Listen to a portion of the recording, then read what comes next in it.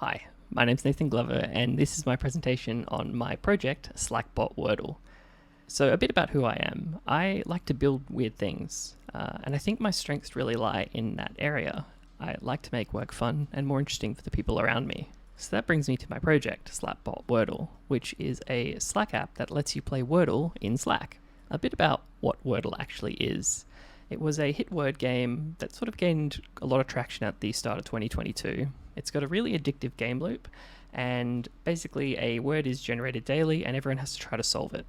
Now what I wanted to actually build was effectively a way to make users play Wordle in Slack rather than have to go to the website every day, because everyone likes to play it at work. We like to share our scores in the Wordleicious channel, and right now, with everyone working from home, we thought it would be a fun way for us all to keep in touch. So let's go through a very simple demo of this. We start up by typing Wordle start to start a game.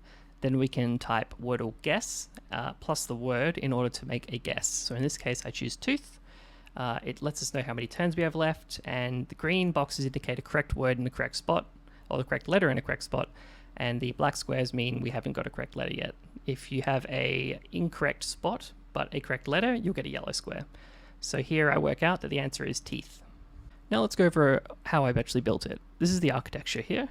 We've got the Wordle bot, which triggers an API gateway, and I'm leveraging the Bolt Python framework to trigger two AWS Lambdas, which is just a function as a service.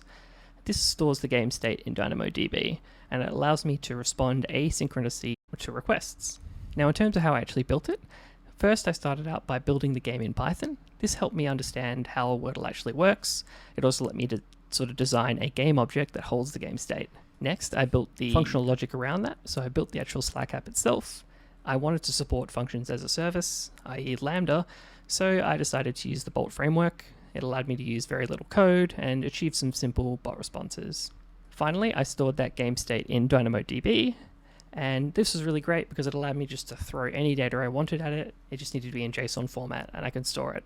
The actual deployment was really easy too. I used AWS SAM, really easy, define all my infrastructure as YAML and deploy it with a simple SAM deploy command. One of the challenges I had was displaying letters because there is no native emoji letters in Slack. And because I didn't want to have to rely on importing custom emojis to use this bot, I instead opted to just use Markdown highlighting. So what's next? Well, I want to dynamically generate the game board image. And another thing I had in mind was maybe a leaderboard system that lets people track each other's scores. And just some general user statistics so that people could see if they're improving at playing the game over time. Here are some resources for how you can try the project out yourself. It's all available on GitHub. And if you just want to play Wordle via the website, that's the site there. Thanks for listening to my presentation.